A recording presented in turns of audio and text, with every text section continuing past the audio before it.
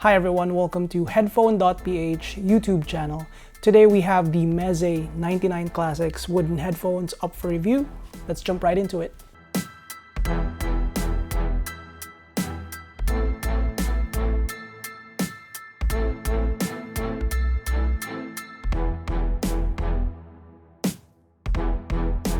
The Meze 99 Classics is a full-size sealed wooden headphones that retails for $309.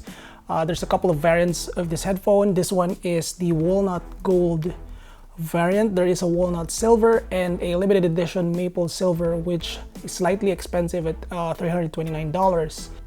Meze Audio hasn't been in the industry for that long. They've been founded in 2011 out of Romania, and I actually have one of their earliest earphones, the Meze 11 Classics, back in 2013, back when I still didn't have a YouTube channel. They were kind enough to lend the earphone for review, and now they have this headphone, the Meze 99 Classics. The packaging is a simple but tastefully done cardboard box. It has a same vibe to the headphone itself, which definitely looks gorgeous, has strong design elements to it. And inside this box comes the equally gorgeous hard-sided carry case. So this is definitely I keep on saying that for headphones that are $200 upwards, they have to have a hard-sided carry case, and this one is a very good quality case. It has plenty of accessories inside this case. They have the headphone holder here, which has two cables. So it has a 1.2 meter remote cable. So this one has a microphone and one button remote for taking phone calls and things like that. It is covered in this Kevlar material, which is a nice touch.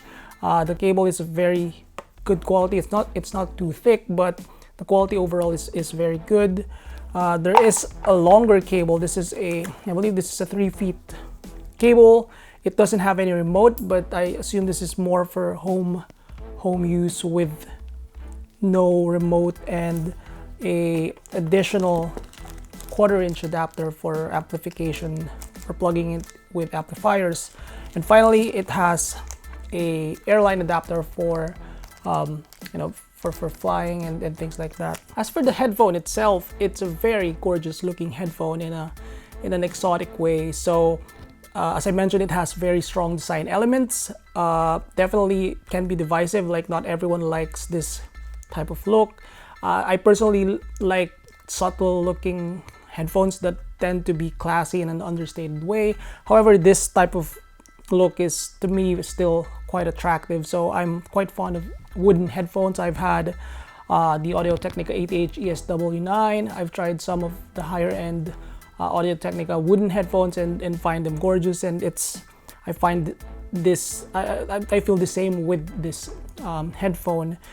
So the materials of the Meze 99 Classics are very good as well. The highlighting feature is this walnut ear cups. So it's got this really gorgeous wooden cups. A lot of times when the headphone is made of wood, it kind of feels plastic almost, but with this one, it definitely feels like a wood, like a thick piece of wood. The other materials here are also very good. This one is a stainless steel. Some of the materials here, like I think the headband and some of the details here, are made of cast zinc alloy, which is a nice sturdy material. And really, despite having a lot of premium materials, this headphone is quite light, at less than 300 grams. I believe it's 290 grams to be exact. And when you wear them, it's really just very comfortable because there's not a lot of weight and there's not a lot of clamp. Also, there's no specific left-right orientation here because it utilizes the cables are mono plugs, so which means like the order of the plugs that you put in the ear cups is going to determine which one is left and which one is right. And the headphones are designed equally so that you know, whichever side you put them on, it's gonna have that same kind of fit to your head, which, you know, I find interesting. Not a lot of headphone. I don't actually know any headphone that I don't know any headphone that do that. And while there are many headphones that utilizes mono plugs, a lot of them have a specific orientations of left and right, and this one just doesn't have it. So it's really up to you how you want to plug your cables here. Build as a whole is, to me, A+ because of the premium materials, but also because the headphone is very light, unlike some of the other ones that have like metal in the construction. I already mentioned about the comfort, but it's a very light headphone. The weight is distributed evenly. There's no hot spot at the top of my head as well. I feel like it's a really comfortable, light headphone. Now, I've read some people saying that the cups are a little small. I don't find that to be the case here, unless some of the variants have smaller ear cups. The opening here is just large enough for my ears, and I have slightly larger than average ears, so I don't think this is gonna be a problem for most folks. If I may nitpick one aspect in comfort, it's the fact that it doesn't have a snug fit, and maybe it's because I've gotten used to it with my headphones. So what I mean with that is, when you wear them like this, there is nothing that sort of like hugs your head and ears, so it's just like it's placed here lightly. It's still very secure, but it's not like some of my headphones where, you know, when you get a good seal, because the pad itself like sort of like really couples to your ears, and maybe that's actually good, because that means like you can use it for long listening sessions with very little discomfort. As for passive noise isolation, I find this to be on the average side of things. It definitely does cancel out some noise, but it's not as good as some of the better ones that I've tried. Definitely it's not gonna be enough if you're, you know, planning to use it for train rides and things like that. It's not gonna cancel out enough noise. However, a headphone as good looking as this, I don't think you should be taking this out on a commute. Moving on to the sound, the Meze 99 Classics definitely is a fun sounding headphone that is absolutely not neutral. Emphatic in bass while retaining a lot of that really coherent response throughout the mid-range and the treble. So to begin, this is an absolutely bassy headphone, let's just put it that way. So if your expectation, or if you're used to a neutral sound or even a slightly warm sound, you will find, or you may find this to be overly bassy because of that really big mid-bass hump. The bass is a little, as a result, the bass is a little muddy, just a little, and something that may be a little like loose compared to some headphones, like for example the Oppo PM3 for instance, or the Focal Spirit Classic, or even the old NAD Viso HP50. However, the bass here, like, take note of the word fun. It's definitely not tuned for those that want to have that like linear bass to mid-range and things like that. With this one, you have to expect a lot of bass.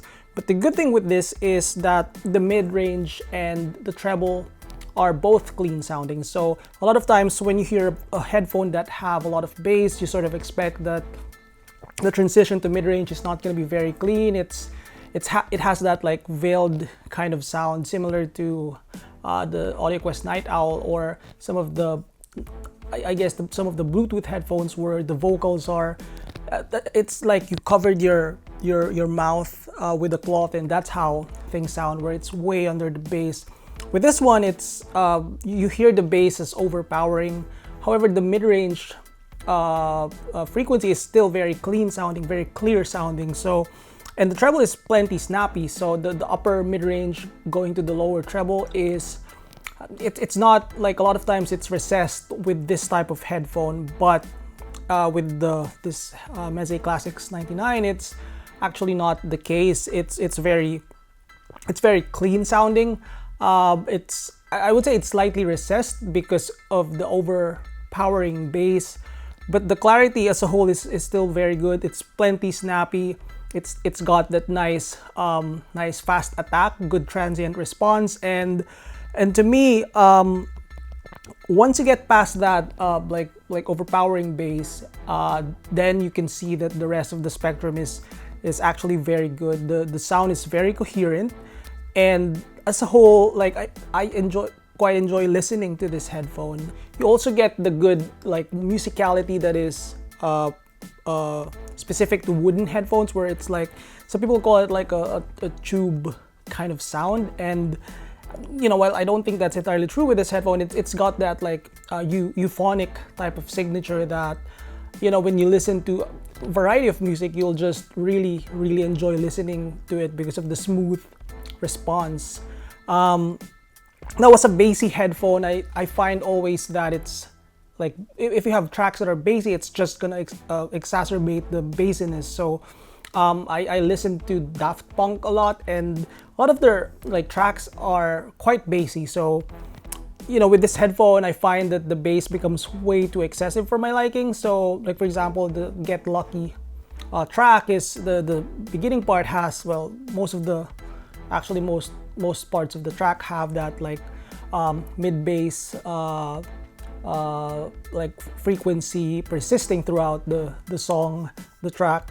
And with this one, it kind of makes it excessive, at least for my liking. Now, I know that a lot of people like bass, and you know, if you're one of those that, you know, you consider yourself a bass head, then you'll definitely like this this signature from this headphone. And like I said, the presence region going to the treble area is quite crispy without being harsh or fatiguing. So it's, you know, it makes this a really enjoyable listen if you consider that even though it's, you know, emphatic in bass, you don't really lose that clarity in the mid-range and in the treble. So I even think that there's quite a bit of a tiz in the treble of this, and you know, as a whole, if you consider the frequency response, the elevated bass, I don't think that harms this headphone.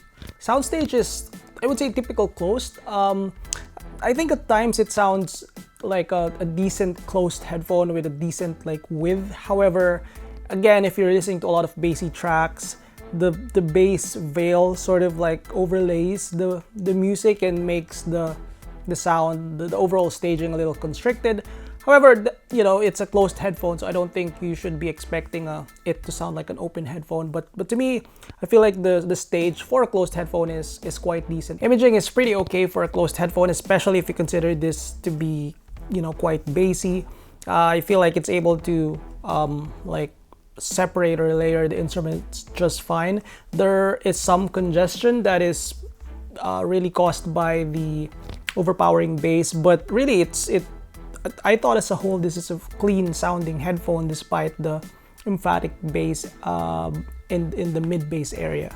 The best part about this headphone is probably how efficient it is. So not only does it play plenty loud off a portable device, but it sounds pretty darn good from a portable device. So comparing this being plugged into my Magni 3 amplifier and just straight from my smartphone, I did not find any difference in its sound quality. And really, I find this to be like clean sounding enough from a portable or a laptop output. Some quick comparisons. I reviewed the AudioQuest Night Owl headphone many weeks ago, and I find this to have much better balance than that headphone. So the Night Owl has that wide like elevation up to the mid-range part, almost lower mid-range part, that makes it really just veiled sounding.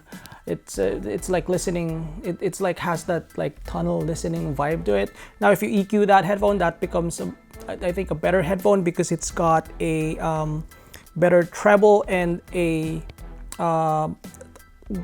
better timbre as a whole. Like it's got a more organic sound to it. But if you're not comfortable EQing, this one is a much better option than that one. Now the Drop THX Panda, which is a Bluetooth headphone, is It's essentially the Oppo PM3. That one is a much, not a much, but it has tighter bass, better bass extension into the sub bass. And for my taste, I like that more. However, in comparison to this one's much bassier. So if you're a bass head, you will find the Drop.th Expanda to be slightly bass neutral almost, especially in today's standards. So some people say it's even boring, but to me that one has better bass extension. It's a Bluetooth headphone, so it's an advantage as well. But I find the treble to be less articulate and lively with the TH Expanda. This one, despite being bassy, has good like overall like clarity. The discontinued Focal Spirit Classic, it's one of my old favorites. That one is like has less bass, definitely more of like bass, has even less bass than the TH Expanda. And relative to this, that one's more boring sounding, not in a bad way, but it's got that the frequency is much flatter than this one. I find that the Spirit Classic is like better like treble resolution than this. However, the mid-range is now comparing to this, it's slightly recessed and slightly laid back. And finally, the Odyssey Sign, it's a lot leaner sounding, brighter sounding headphone. It's the opposite of this almost. So it definitely, if you're watching this review and you are a bass head, that's a headphone you can cross off your list already. Overall, I really like this headphone despite me having a preference towards a neutral type of signature. If you're a bass head, definitely consider this one. It's definitely a modern bass head type of signature with slightly emphatic mid bass, but still coherent overall sound. Now, if you don't like a lot of bass in your headphone, then definitely you can cross this out off your list and consider other options that I've mentioned. I think it's a good headphone for bass heads, especially the modern bass heads who prefer that extra thump in exchange for some like murkiness, some muddiness, but still retaining that good clarity across other like frequencies. If you're not a bass head and are sensitive to accentuated bass, then definitely this isn't the headphone for you. But I find this to be a pleasurable listen. As someone who prefers a more neutral signature, I think this one has good enough clarity and is clean enough to still have that enjoyable sound. It's sort of like a jack of all trades type where it ticks a lot of boxes, and you know it's got good build quality, good accessories, good carry case, attractive overall aesthetics, and really I think it's a good headphone even for the price of $309. As for alternatives, there really isn't much headphones in the $300 range, so I keep on referring to the Focal. I think the Focal Elysia and Aeon Flow closed the version 1, but those headphones are almost double the price of this headphone. And thinking of like similarly priced headphones, I think some of the ones I mentioned in comparison are good options. The Focal Spirit Classic is a discontinued headphone. If you can find that one in a good condition in used market, then that's something you may want to look at. The Drop.th Expanda has an advantage of being a Bluetooth wireless headphone, and if you want to go down the range, I think the Audio-Technica M50, it's like half the price of this one or even less. That one's edgier sounding, but it's also got that similar type of bass where it's a little loose, a little emphatic. But this one wins, obviously being the more expensive headphone. This one gets more points with overall like clarity and cleanliness. That's about it for the Meze 99 Classics headphone. Do you own this headphone? I'd love to hear your thoughts in the comment section below, if you agree with my assessment or not. If you're planning to buy this headphone and have questions, likewise, let me know in the comment section below. Thumbs up the video if you like it, subscribe for more headphone.ph video reviews, and visit headphone.ph for the text version of this review. I'll see you guys soon.